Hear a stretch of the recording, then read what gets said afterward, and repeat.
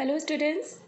तो आज हम स्टार्ट करेंगे आपकी 9th क्लास की सोशल का एक नया सब्जेक्ट जो कि आपके 9th में इंट्रोड्यूस हुआ है। उसका नेम है इकोनॉमिक्स। आपने 8th क्लास तक सोशल साइंस के अंडर हिस्ट्री को पढ़ा, ज्योग्राफी को पढ़ा और पॉलिटिक्स को पढ़ा। 9th क्लास के अंदर इकोनॉमिक्स को क्यों इंट्रोड्यूस किया गया, इकोनॉमिक्स का मतलब क्या है और इकोनॉमिक्स के अंदर हम क्या क्या पढ़ेंगे। सबसे पहले एक शॉर्ट इंट्रोडक्शन इसका ले लेते हैं। इकोनॉमिक्स क्या है, इकोनॉमिक्स के अंदर हम क्या पढ़ते हैं। तो basically economics is a that branch of knowledge, ये इस तरह की नॉलेज है जो कि कंसर्न किससे है, प्रोडक्शन से, कंजम्पशन से, ट्रांसफ़र ऑफ वेल्थ से।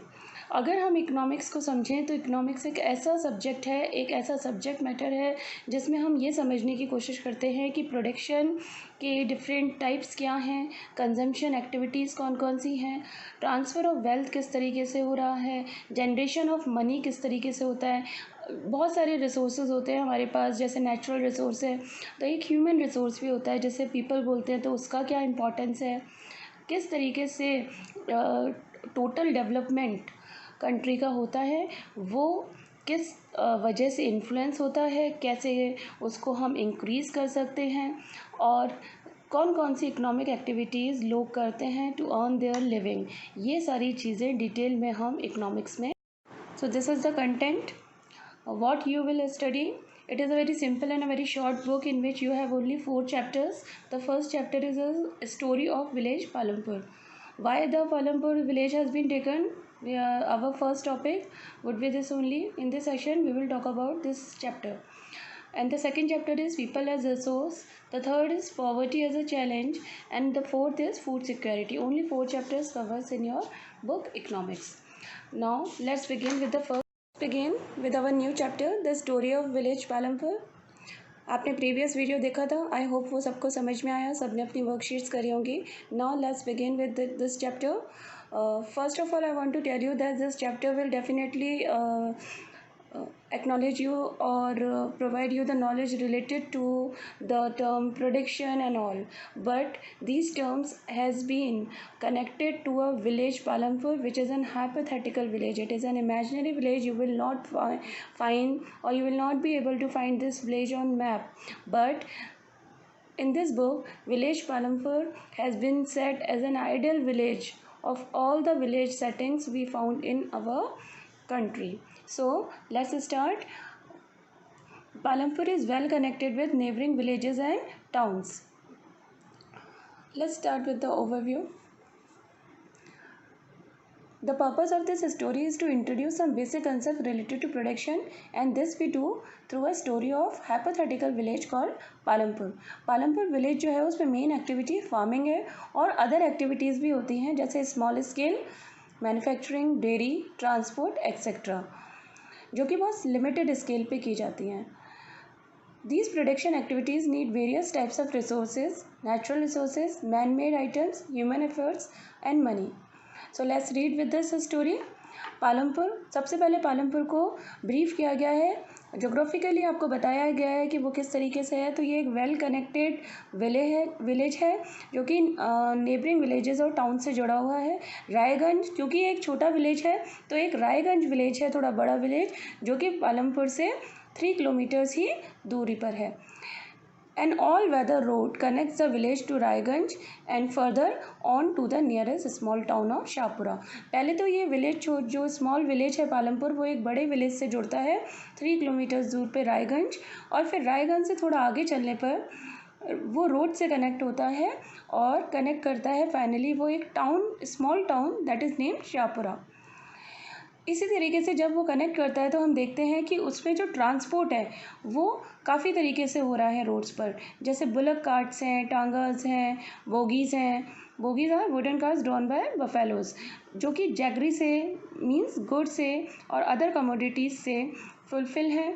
और ये जो ट्रांसपोर्ट का सिस्टम है वो from this man transport to vehicle transport तक we can find in Palampur, to motor vehicles like motorcycle, jeeps, tractors, trucks, ये भी हम पालमपुर में देखते हैं। तो it is quite a we can say a developed village which has roads and every type of transport. Now we will come to the population. जो village है पालमपुर, उसमें 450 फैमिलीज़ हैं जो कि अलग अलग कास्ट को बिलोंग करती हैं। 80 फैमिलीज़ जो अपर कास्ट की हैं, वो मेजॉरिटी जो लैंड है विलेज में जो लैंड है वो ही फार्मिंग के लिए मेन सोर्स ऑफ अर्निंग होता है लोगों का। तो उसका मेजर पोर्शन किसके पास है? 80% अपर कास्ट के पास है। देयर हाउसेज और some of them quite large and are made of brick and cement plastering. किसकी बात हो रही है?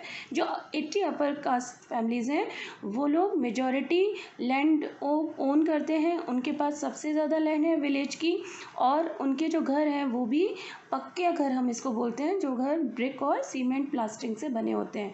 और उसके बाद एससीज हैं, एससीज means schedule caste, Dalits we can say them, उनका कितना पॉपुलेशन है? 1/3, और वो विलेज के एक कोने में रहते हैं, छोटे से घरों में रहते हैं।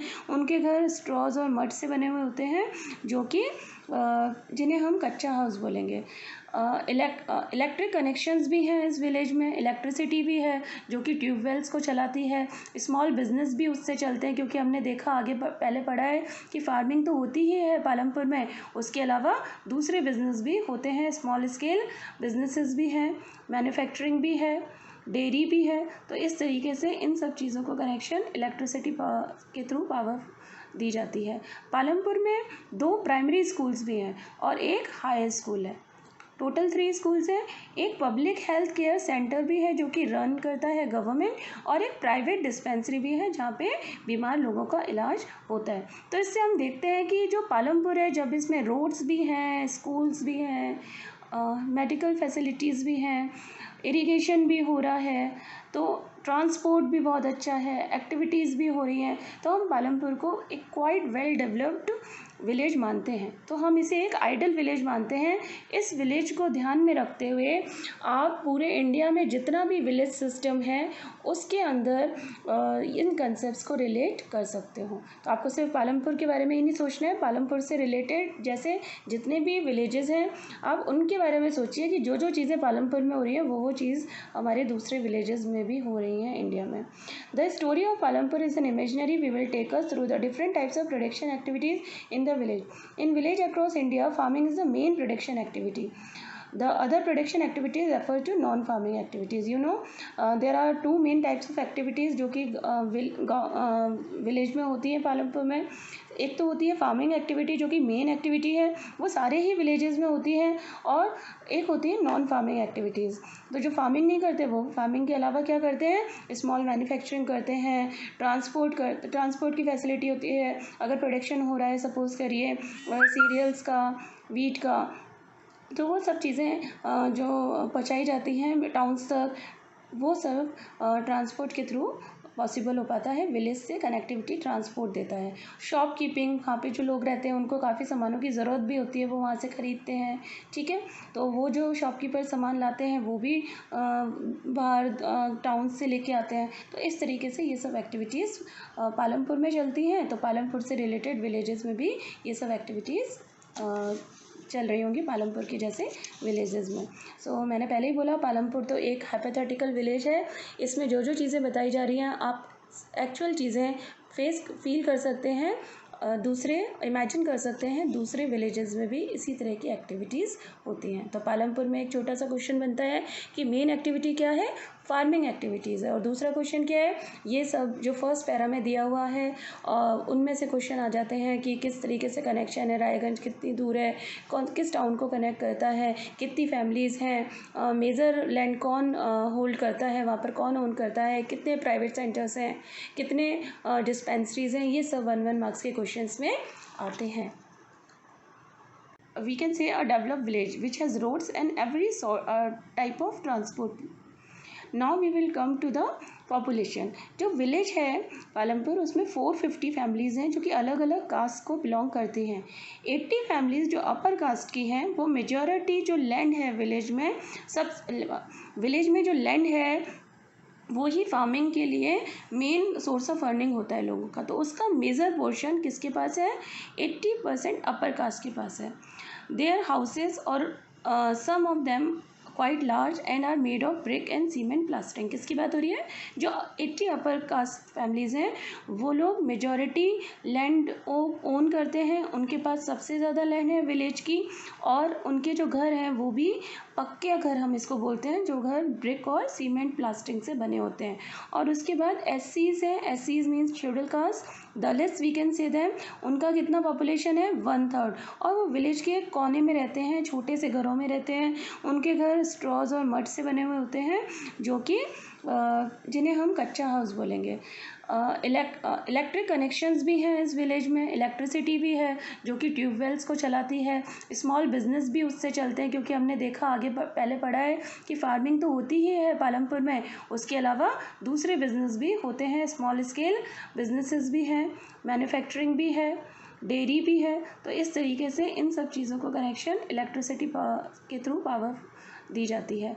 पालमपुर में 2 प्राइमरी स्कूल्स भी हैं और एक हाई स्कूल है, टोटल 3 स्कूल्स हैं। एक पब्लिक हेल्थ केयर सेंटर भी है जो कि रन करता है गवर्नमेंट, और एक प्राइवेट डिस्पेंसरी भी है जहाँ पे बीमार लोगों का इलाज होता है। तो इससे हम देखते हैं कि जो पालमपुर है, जब इसमें रोड्स भी हैं, स्कूल्स भी हैं, मेडिकल फैसिलिटीज़ भी हैं, इरिगेशन भी हो रहा है, तो ट्रांसपोर्ट भी बहुत अच्छा है, एक्टिविटीज़ भी हो रही हैं, तो हम पालमपुर को एक क्वाइट वेल डेवलप्ड विलेज मानते हैं। तो हम इसे एक आइडल विलेज मानते हैं। इस विलेज को ध्यान में रखते हुए आप पूरे इंडिया में जितना भी विलेज सिस्टम है उसके अंदर इन कंसेप्ट्स को रिलेट कर सकते हो। तो आपको सिर्फ पालमपुर के बारे में ही नहीं सोचना है, पालमपुर से रिलेटेड जैसे जितने भी विलेजेस हैं आप उनके बारे में सोचिए कि जो जो चीज़ें पालमपुर में हो रही है वो चीज़ हमारे दूसरे विलेजेस में भी हो रही हैं इंडिया में। The story of Palampur is an imaginary we will take us through the different types of production activities in the village. In village across India, farming is the main production activity.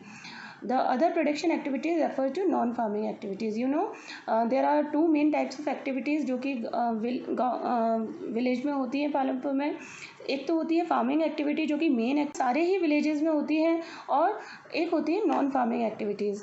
तो जो farming नहीं करते वो farming के अलावा क्या करते हैं? स्मॉल मैन्युफैक्चरिंग करते हैं, ट्रांसपोर्ट की फैसिलिटी होती है। अगर प्रोडक्शन हो रहा है सपोज़ करिए सीरियल्स का, वीट का, तो वो सब चीज़ें जो पहुँचाई जाती हैं टाउन्स तक, वो सब ट्रांसपोर्ट के थ्रू पॉसिबल हो पाता है। विलेज से कनेक्टिविटी ट्रांसपोर्ट देता है। शॉपकीपिंग, वहाँ पे जो लोग रहते हैं उनको काफ़ी सामानों की ज़रूरत भी होती है, वो वहाँ से ख़रीदते हैं, ठीक है।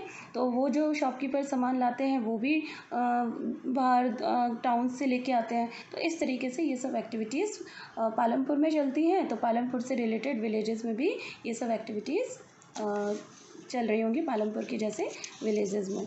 सो मैंने पहले ही बोला पालमपुर तो एक हाइपोथेटिकल विलेज है। इसमें जो जो चीज़ें बताई जा रही हैं आप एक्चुअल चीज़ें फील कर सकते हैं, दूसरे इमेजिन कर सकते हैं, दूसरे विलेजेस में भी इसी तरह की एक्टिविटीज़ होती हैं। तो पालमपुर में एक छोटा सा क्वेश्चन बनता है कि मेन एक्टिविटी क्या है? फार्मिंग एक्टिविटीज़ है। और दूसरा क्वेश्चन क्या है? ये सब जो फर्स्ट पैरा में दिया हुआ है उनमें से क्वेश्चन आ जाते हैं कि किस तरीके से कनेक्शन है, रायगंज कितनी दूर है, किस टाउन को कनेक्ट करता है, कितनी फैमिलीज़ हैं, मेजर लैंड कौन होल्ड करता है, वहाँ पर कौन ओन करता है, कितने प्राइवेट सेंटर्स हैं, कितने डिस्पेंसरीज़ हैं, ये सब 1-1 मार्क्स के क्वेश्चंस में आते हैं। पालमपुर से हम प्रोडक्शन एक्टिविटीज़ को समझेंगे कि विलेज में कितने तरह की प्रोडक्शन एक्टिविटीज़ होती हैं। तो मेन कंसेप्ट अगर प्रोडक्शन का है तो सबसे पहले हम प्रोडक्शन का एम समझेंगे कि प्रोडक्शन का ऑब्जेक्टिव क्या है? गुड्स एंड सर्विसेज जो ज़रूरत की हैं उन्हें प्रोड्यूस करना। और प्रोडक्शन जब हम गुड्स एंड सर्विसेज का कर रहे हैं तो 4 फैक्टर्स ऑफ प्रोडक्शन को हम समझने की कोशिश करेंगे।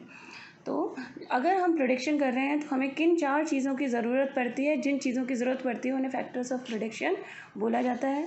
सबसे पहला है लैंड। अगर हम कुछ भी प्रोडक्शन कर रहे हैं किसी भी चीज़ का तो हमें लैंड की ज़रूरत होती है, और दूसरे नेचुरल रिसोर्सेज की ज़रूरत होती है जैसे water, forest and minerals.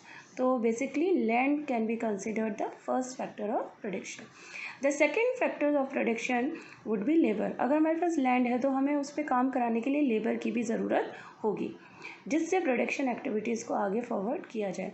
Some production activities require highly educated workers to perform necessary task and other activities require workers who can do manual work. Each worker is providing the labour necessary for production. तो labour दो तरह की होती हैं, एक तो होती है एजुकेटेड और एक होती है लेस एजुकेटेड, जो मैनुअल वर्क करती हैं, और जो एजुकेटेड होती हैं वो जैसे प्लान बनाना, ठीक है, टोटल एग्जीक्यूट करना, उन चीज़ों को किस तरीके से काम कराया जाएगा, क्या क्या चीज़ें आएंगी, वो सारा का सारा प्लान आउट एजुकेटेड वर्कर्स की ज़रूरत होती है उधर, और जो वो एक्चुअल में काम करेंगे वो मैनुअल लेबर होती है। और जो third type of factor of production है वो है फिजिकल कैपिटल। अब हमारे पास लैंड भी है, हमारे पास लेबर भी है, जो हाईलाइटेड दिख रहा है ना, this is the first and this is second. अब the third is physical capital. अगर लैंड है, लेबर है, तो हमें कैपिटल की ज़रूरत भी होगी। क्यों चाहिए हमें फिजिकल कैपिटल? क्योंकि हमें इनपुट्स लाना है, इनपुट्स की ज़रूरत है, हर स्टेज पे हमें इनपुट्स की ज़रूरत है। वो इनपुट्स क्या क्या होते हैं? What are the items that come under the physical capital? क्या है, देखो फिजिकल कैपिटल में क्या होती है? Physical capital tools, machines, buildings, इसकी रॉ मटेरियल की, कुछ हमें पैसा हाथ में भी चाहिए डे टू डे एक्सपेंसेस करने के लिए, तो हम उसको डिटेल में देखते हैं। Physical capital like tools, machines and buildings. Simple tool से लेकर के जितना भी टूल, सोफिस्टिकेटेड मशीन्स तक, लाइक जनरेटर, टर्बाइन्स, कंप्यूटर्स, इन सब चीज़ों की ज़रूरत होती है। ये सब किस में आता है? फिक्स्ड कैपिटल में। तो I will read it for you. Tools, machines range from very simple tools such as farmers' plough to sophisticated machines such as generators, turbines, computers. Tools, machines, buildings can be used in production over many years and are called fixed capital.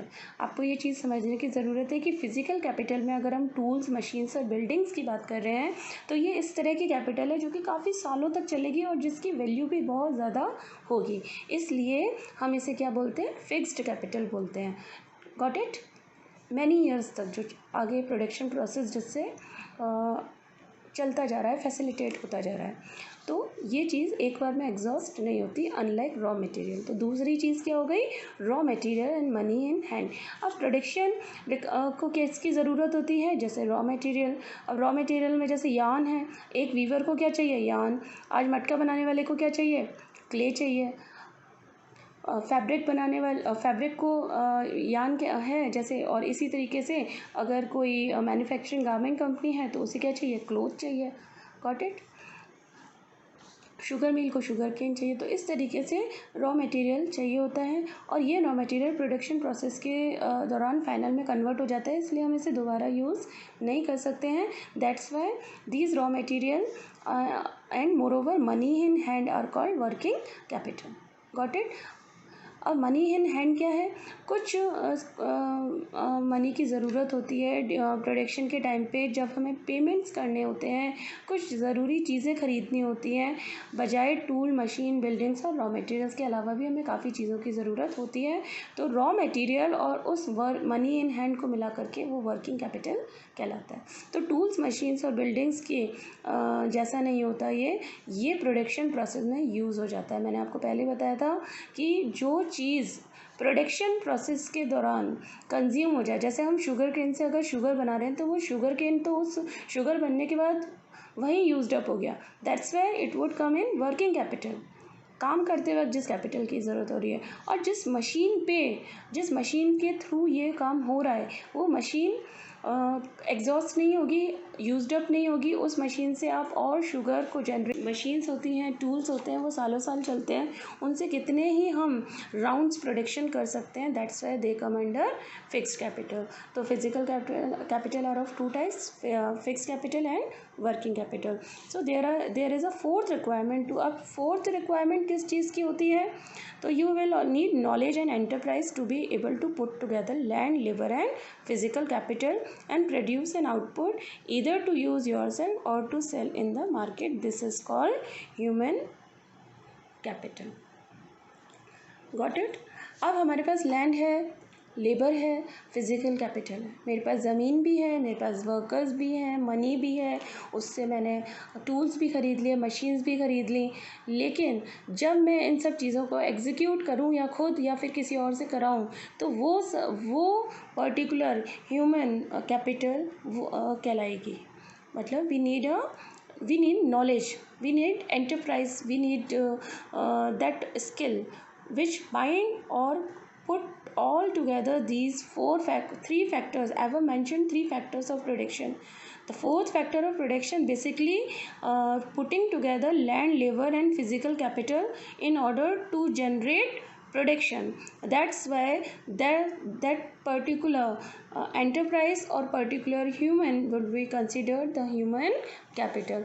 We shall learn about the human capital in the next chapter, people as resource. Why we need people? अगर सब कुछ है लेकिन human एक ऐसा resource है जो अपनी नॉलेज से, अपने एक्सपर्टाइज से, अपने स्किल से इन तीनों गिवन लाइक लैंड, लेबर और फिजिकल कैपिटल का बेस्ट ऑप्टिमम यूज़ करता है, जिससे प्रोडक्शन प्रोसेस अब पीक पे हो और प्रोडक्शन प्रोसेस से प्रॉफिट जनरेट हो. In this picture identify the land, labour and fix capital and used in production. Got it? It is a factory with several laborers and machines. Got it? तो every production is organized by combining land, labor and physical capital and human capital. तो production किन चीज़ों से होता है? इन चार चीज़ों से ही प्रोडक्शन होता है और इनको हम फैक्टर ऑफ प्रोडक्शन कहते हैं. Got it? तो जैसे as we read through the story of Palampur we will learn about the first three factors of production. Got it? Now we will understand farming in Palampur. Land is fixed in Palampur. पहले हमें पता है कि farming जो है वो मेन एक्टिविटी है पालमपुर की. इसमें ये बताया हुआ है कि 75% लोग जो हैं वो फार्मिंग पे ही डिपेंड करते हैं अपनी सोर्स ऑफ अर्निंग के लिए. या तो वो खुद फार्मर्स हैं या फिर फार्म में काम करने वाली लेबरर्स हैं. But remember that there is a basic constant means restriction in raising farm production. Farm production को बढ़ाने में कुछ कठिनाइयाँ हैं, कुछ दिक्कतें हैं. ये आता है land is fixed. Land area under cultivation. जो कल्टीवेबल लैंड है वो क्या है? वो फिक्स्ड है. 1960 से पालमपुर में कोई भी लैंड एक्सपेंशन नहीं हुआ है कल्टीवेशन के under. By then some of the waste lands in the village had been converted into cultivable land. There exist no further scope to increase farm production by bringing new land under cultivation. Waste land को जितनी भी village में है उसको convert करके cultivable land जितना बना सकते थे बना दिया. अब प्रोडक्शन को इंक्रीज़ करना है तो न्यू लैंड के अंडर इंक्रीज़ होगा, नई लैंड को ला करके इंक्रीज़ हो, इस तरह का कोई भी स्कोप नहीं है. जितनी भी लैंड है वो यूज़ हो गई है और अब प्रोडक्शन को बढ़ाना है तो कुछ और चीज़ें सोचनी होंगी. Standard unit of measuring land क्या है? हेक्टेयर है. दो इन द विलेजेस इसको दूसरे नाम से भी जानते हैं जैसे bigha. 1 hectare equals the area of a square with one side measuring 100 metres. Now you all know what is the area of square. You can put the value and figure it out. The main thing is that कि measuring unit क्या है land की? वो है hectare. ठीक है. Obviously side का square is the area. So you all are able to do it. Second, is there a way one can grow more from the same land. अभी बताया कि फार्म प्रोडक्शन को हम इंक्रीज़ नहीं कर सकते हैं न्यू लैंड को इंक्रीज़ करके, क्योंकि कोई स्कोप ही नहीं है न्यू लैंड का. कल्टीवेशन के अंदर जितनी लैंड लेनी थी वो ले ली. तो अब वो कौन से तरीके हैं? क्या कोई तरीका है जिससे सेम लैंड पे कोई ज़्यादा उगा सके, ज़्यादा क्रॉप्स को ग्रो कर सके, फार्म प्रोडक्शन को इंक्रीज़ कर सके? तो इसका आंसर ही हम इसमें ढूंढेंगे. In the kind of crops grown and facilities available. जिस तरह की क्रॉप्स ग्रो होती हैं और जिस तरह की फैसिलिटीज़ अवेलेबल हैं, पालमपुर किसकी तरह दिखता है? वो वेस्टर्न पार्ट, उत्तर प्रदेश के वेस्टर्न पार्ट में जो विलेजेस हैं उसकी तरह दिखता है. All land is cultivated in Palampur and no land is left idle. सारी लैंड कल्टिवेट हो गई है और कोई भी लैंड आइडल नहीं है. अब किस तरीके से प्रोडक्शन इंक्रीज होगा? लैंड फिक्स्ड हो गई तो rotation of the crops on the same land is the answer. There is a term for it, वो मैं आपको बताऊंगी. पहले अपन इसको पढ़ते हैं. During the rainy season kharif farmers grow jowar and bajra. Rainy season में जो कि खारिफ सीज़न होता है, उसमें फार्मर्स क्या ग्रो करते हैं, ज्वार एंड बाजरा, जिनके प्लांट्स कैटल फीड का काम करते हैं। और उसके बाद पोटैटो की फसल को उगाया जाता है अक्टूबर और दिसंबर में। विंटर में, जो कि रबी सीज़न है, वहाँ पे फील्ड्स में वीट ग्रो किया जाता है। जितना भी वीट प्रोड्यूस होता है उसमें फार्मर्स अपनी फैमिली कंजम्पशन के जितना रख लेते हैं और बाकी सरप्लस वो कहाँ पे मार्केट कर देते हैं, Raiganj. Raiganj, you all know, it is quite a big village as compared to Palampur, 3 kilometers away from Palampur. A part of land area is also devoted to sugarcane. और कुछ पार्ट पे sugarcane भी उगाई जाती है, जो कि साल में एक बार हार्वेस्ट की जाती है। इसकी रॉ फॉर्म जैसे गुड़, ये सब कहाँ भेज दिया जाता है, शाहपुरा। शाहपुरा की ट्रेडर्स को सेल कर दिया जाता है, और शाहपुरा एक टाउन है पालमपुर का, पालमपुर के near. The main reasons why farmers are able to grow 3 different crops in the area is Palampur is due to the well-developed system of irrigation of the crops on the same land is the answer. There is a term for it, वो मैं आपको बताऊंगी, पहले अपन इसको पढ़ते हैं। During the rainy season, kharif farmers grow jowar and bajra. Rainy season में, जो कि खारिफ सीज़न होता है, उसमें फार्मर्स क्या ग्रो करते हैं, ज्वार एंड बाजरा, जिनके प्लांट्स कैटल फीड का काम करते हैं। और उसके बाद पोटैटो की फसल को उगाया जाता है अक्टूबर और दिसंबर में। विंटर में, जो कि रबी सीज़न है, वहाँ पे फील्ड्स में वीट ग्रो किया जाता है।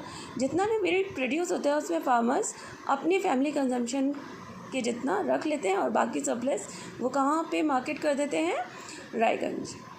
Raiganj, you all know, it is quite a big village as compared to Palampur, 3 kilometers away from Palampur. A part of land area is also devoted to sugarcane. और कुछ part पे sugarcane भी उगाई जाती है, जो कि साल में एक बार हार्वेस्ट की जाती है। इसकी रॉ फॉर्म जैसे गुड़, ये सब कहाँ भेज दिया जाता है, शाहपुरा। शाहपुरा की ट्रेडर्स को सेल कर दिया जाता है, और शाहपुरा एक टाउन है पालमपुर का, पालमपुर के near. The main reasons why farmers are able to grow 3 different crops in the area is Palampur is due to the well-developed system of irrigation. क्या रीज़न है कि फार्मर्स एक ही लैंड पे इतने डिफरेंट क्रॉप्स ग्रो कर पाते हैं? वो पालमपुर का सिस्टम ऑफ इरिगेशन, जो कि वेल डेवलप्ड है। We know that in Palampur there is a well developed irrigation system. They have tubewells, they have electricity to run it. So in Palampur, like other villages, they have well developed system of irrigation. That's why it is possible to grow more than one crop on the same land during different seasons. So production तो अपने आप बढ़ेगा। हम dependent नहीं है rain पे कि rainy season में ही हमको ग्रो करना है। हम किसी भी सीज़न में उस सीज़न के अकॉर्डिंग क्रॉप को ग्रो कर सकते हैं और प्रोडक्शन को इंक्रीज़ कर सकते हैं। और ये पॉसिबल कब है, जब वेल डेवलप्ड सिस्टम है इरिगेशन का पालमपुर में। It's major impact was to transform the system of irrigation. Persian wheels were till then used by farmers to draw water from the wells and irrigate small fields.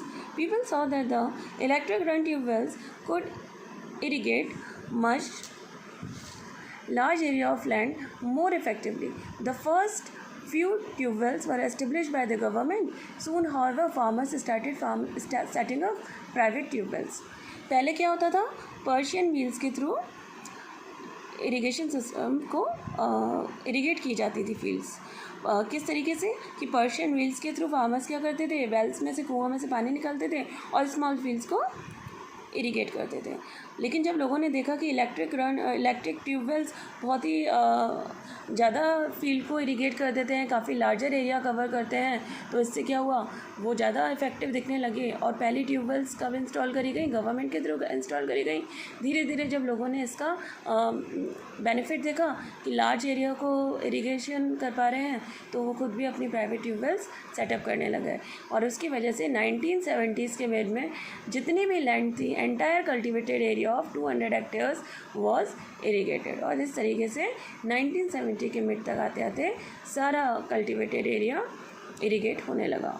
To grow more than one crop on a piece of land during the year is known as multi cropping. This is the answer which I was telling कि क्या कोई तरीका है कि land तो fixed है फिर भी हम प्रोडक्शन को सेम लैंड पे बढ़ा सकें।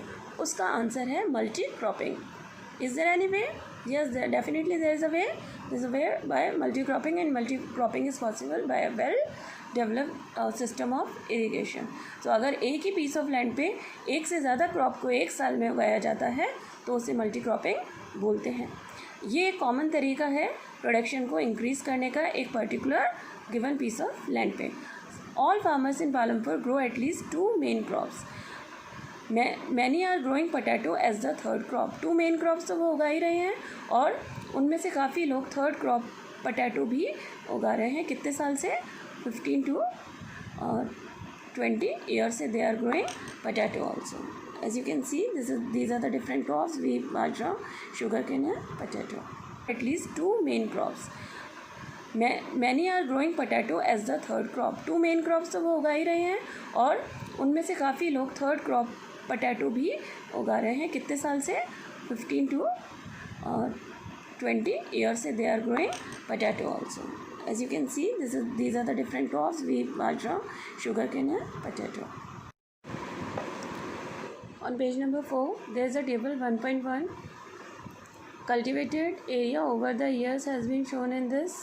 These are the years, this is the cultivated area and this is the plotted diagram related to. This is a bar diagram. Read it and we will, when the school will open,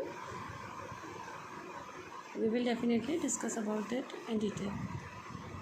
Now, you have seen the one way of increasing production from the same land is multiple cropping.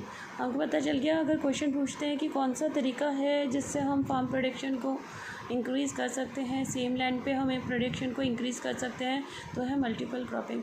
तो क्या कोई दूसरा तरीका भी है? Definitely there is one way other also. This is modern farming methods. We all know about the modern farming methods. As you can see, HYV seeds के बारे में आपने सुना होगा। This is the high yielding variety seeds. Fertilisers, pesticides, dams, electricity, pump sets, canals, irrigation के लिए हैं ये सब, diesel, farm machinery, all these are the tools which we need under or maybe say modern farming methods. These are called the modern farming methods. So let's read. The other ways to use modern farming methods for high yield variety. Yield is what? What is yield? Yield is measured as crop produced on a given piece of land during a single season. एक single season में कितनी पैदावार हुई है एक particular piece of land पे, वो किससे पता चलता है? यील्ड से। Till the mid 19 the seeds used in cultivation were traditional ones with relatively low value. 1960 के मिड तक जो सीड्स यूज़ होती थी वो क्या थी? वो ट्रेडिशनल सीड्स थी। उनका जो यील्डिंग था, जितना क्रॉप उससे ग्रो होता था वो कम था। फार्मर्स काउ डंग और नेचुरल मैन्योर ऐसे फर्टिलाइज़र यूज़ करते थे, क्योंकि ये सब चीज़ें उनके घर में होती थी और उन्हें बाहर जाकर के उन्हें परचेज़ नहीं करना पड़ता था। लेकिन जैसे ही हमारा वर्ल्ड या हमारी कंट्री एक्सपोज हुई न्यू टेक्निक्स से, तो we all must have learn about the green revolution in the late 1960s। जब यह इंट्रोडक्शन हुआ ग्रीन रेवोल्यूशन का, तो इंडियन फार्मर्स ने कल्टीवेशन शुरू किया व्हीट एंड राइस का। किसके through? High yielding variety seeds को यूज़ करके। तो अगर ट्रेडिशनल सीड्स से इसको कंपेयर किया जाए तो हाई यील्डिंग वैरायटी सीड्स का प्रोडक्शन बहुत ज़्यादा था। ग्रेटर अमाउंट्स में ग्रेन सिंगल प्लांट में प्रोड्यूस हो जाते थे। As a result same piece of land would now produce far larger quantities of food grain than was possible earlier. तो HYV सीड्स यूज़ करके जितना प्रोडक्शन पहले किया जाता था उससे कई गुना production same piece of land पे फार्मर कर सकता था। हाई यील्डिंग वैरायटी सीड्स के लिए बहुत ज़्यादा पानी की ज़रूरत है, केमिकल फर्टिलाइजर्स की ज़रूरत है, पेस्टिसाइड्स की ज़रूरत है, बेस्ट रिजल्ट चाहिए तो, अदरवाइज़ कीड़े लग जाते थे फसल में। हायर यील्ड की ज़रूरत, high yields were possible only from combination of HYV seeds, irrigation, chemical fertilisers and pesticides. तो अगर हमें हायर यील्ड्स चाहिए, पहले के कंपैरिजन में हमें ज़्यादा पैदावार चाहिए, तो हमको HYV सीड्स के साथ better irrigation facility, chemical fertilisers, pesticides का यूज़ करना पड़ता था। Farmers of Punjab, Haryana, Western Uttar Pradesh were the first to try out the modern farming methods. So, अब कहाँ पे स्टार्ट हुआ? Punjab, Haryana, western UP. याद रखना, ये क्वेश्चन कई बार आ जाता है कि कहाँ पर सबसे पहले मॉडर्न फार्मिंग मेथड्स यूज़ हुए इंडिया में। This is the Punjab, Haryana, western UP. Farmers in these regions set up tube wells for irrigation and made use of HYV seeds, chemical fertilizers and pesticides in farming। तो वहाँ के farmers थे, वो जानते थे कि HYV सीड्स के साथ उन्हें किन किन चीज़ों की ज़रूरत है, as we all know the combination. तो उनने वो सब चीज़ें फिक्स करा ली। Some of them bought farm machinery like tractors and threshers, और उनमें से कुछ तो फार्म मशीनरी लेके आए, जैसे ट्रैक्टर्स, जैसे थ्रेशर्स, जिससे प्लफिंग और हार्वेस्टिंग और ज़्यादा जल्दी हो सके। They were rewarded with high yields of wheat, क्योंकि उन्हें रिस्क उठाया, उन्हें इन्वेस्टमेंट लगाया, कैपिटल यूज़ करी, तो उससे उनको रिवॉर्ड क्या मिला कि उनको व्हीट की बहुत अच्छी पैदावार मिली। In Palampur the yield of wheat grown from the traditional varieties. अब ये कंपैरिजन फिगर्स में देखिए, 1300 जो होता था, जो ट्रेडिशनल वेराइटीज़ को यूज़ करके, लो यील्ड वैरायटी सीड्स को यूज़ करके, काउ डंग और नेचुरल फर्टिलाइजर्स को यूज़ करके जो पैदावार या जो यील्ड 1300 kg हुआ करती थी पर हेक्टेयर, वो HYV सीड से इंक्रीज़ होकर कितनी चली गई, 3200 kg पर हेक्टेयर चली गई। As you can see, it is near about 3 times. There were a large increase in the production of wheat. Farmers now had greater amounts of surplus wheat to sell in the market. अब farmers के पास बहुत amount में surplus wheat होता था, जिसे वो अपने market में, नियर मार्केट में ट्रेडर्स को सेल कर देते थे। तो इसको हम ये भी कह सकते हैं कंसेप्ट में कि कमर्शलाइज कर देते थे। वो अपनी फार्मिंग को कमर्शलाइजेशन सीख गए थे कि सिर्फ फार्मिंग हमें सब्सिस्टेंस के लिए नहीं, खुद के लिए नहीं, बल्कि उससे हम एक्स्ट्रा HYV सीड्स को यूज़ करके एक्स्ट्रा यील्ड से हम प्रॉफिट भी अर्न कर सकते हैं। और इसी वजह से हमारा जो गोल था इंडिपेंडेंस के बाद, वो ये था कि हम सेल्फ रिलायंट हों, हम किसी और कंट्री पे निर्भर नहीं हो, हमें इंपोर्ट नहीं करना पड़े क्रॉप्स को। तो ये जो हमारा टारगेट था, लॉन्ग टर्म ऑब्जेक्टिव, वो because of this green revolution हम उसे अचीव कर पाए। सिंगल प्लांट में प्रोड्यूस हो जाते थे। As a result same piece of land would now produce far larger quantities of food grain than was possible earlier. तो HYV सीड्स यूज़ करके जितना प्रोडक्शन पहले किया जाता था, उससे कई गुना production same piece of land पे फार्मर कर सकता था। हाई यील्डिंग वैरायटी सीड्स के लिए बहुत ज़्यादा पानी की ज़रूरत है, केमिकल फर्टिलाइजर्स की ज़रूरत है, पेस्टिसाइड्स की ज़रूरत है, बेस्ट रिजल्ट चाहिए तो, अदरवाइज़ कीड़े लग जाते थे फसल में। हायर यील्ड की ज़रूरत, high yields were possible only from combination of HYV seeds, irrigation, chemical fertilisers and pesticides. तो अगर हमें हायर यील्ड्स चाहिए, पहले के कंपैरिजन में हमें ज़्यादा पैदावार चाहिए, तो हमको HYV सीड्स के साथ better irrigation facility, chemical fertilisers, pesticides का यूज़ करना पड़ता था। Farmers of Punjab, Haryana, Western Uttar Pradesh were the first to try out the modern farming methods. So अब कहाँ पे स्टार्ट हुआ, पंजाब, हरियाणा, वेस्टर्न यूपी। याद रखना, ये क्वेश्चन कई बार आ जाता है कि कहाँ पर सबसे पहले मॉडर्न फार्मिंग मेथड्स यूज़ हुए इंडिया में। This is the Punjab, Haryana, western UP. Farmers in these regions set up tube wells for irrigation and made use of HYV seeds, chemical fertilizers and pesticides in farming। तो वहाँ के farmers थे, वो जानते थे कि HYV सीड्स के साथ उन्हें किन किन चीज़ों की ज़रूरत है, as we all know the combination. तो उनने वो सब चीज़ें फिक्स करा ली। Some of them bought farm machinery like tractors and threshers, और उनमें से कुछ तो फार्म मशीनरी लेके आए, जैसे ट्रैक्टर्स, जैसे थ्रेशर्स, जिससे प्लफिंग और हार्वेस्टिंग और ज़्यादा जल्दी हो सके। They were rewarded with high yields of wheat, क्योंकि उन्हें रिस्क उठाया, उन्हें इन्वेस्टमेंट लगाया, कैपिटल यूज़ करी, तो उससे उनको रिवॉर्ड क्या मिला कि उनको व्हीट की बहुत अच्छी पैदावार मिली। In Palampur the yield of wheat grown from the traditional varieties. अब ये कंपैरिजन फिगर्स में देखिए, 1300 जो होता था, जो ट्रेडिशनल वेराइटीज़ को यूज़ करके, लो यील्ड वैरायटी सीड्स को यूज़ करके, काउ डंग और नेचुरल फर्टिलाइजर्स को यूज़ करके जो पैदावार या जो यील्ड 1300 kg हुआ करती थी पर हेक्टेयर, वो HYV सीड से इंक्रीज़ होकर कितनी चली गई, 3200 kg पर हेक्टेयर चली गई। As you can see, it is near about 3 times. There were a large increase in the production of wheat. Farmers now had greater amounts of surplus wheat to sell in the market. अब farmers के पास बहुत amount में surplus wheat होता था जिसे वो अपने market में, नियर मार्केट में ट्रेडर्स को सेल कर देते थे.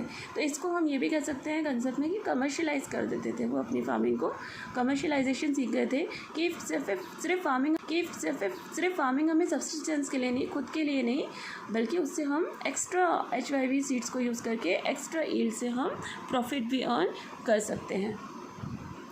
और इसी वजह से हमारा जो गोल था इंडिपेंडेंस के बाद वो ये था कि हम सेल्फ रिलायंट हों, हम किसी और कंट्री पे निर्भर नहीं हो, हमें इंपोर्ट नहीं करना पड़े क्रॉप्स को. तो ये जो हमारा टारगेट था, लॉन्ग टर्म ऑब्जेक्टिव, वो because of this green revolution हम उसे अचीव कर पाए.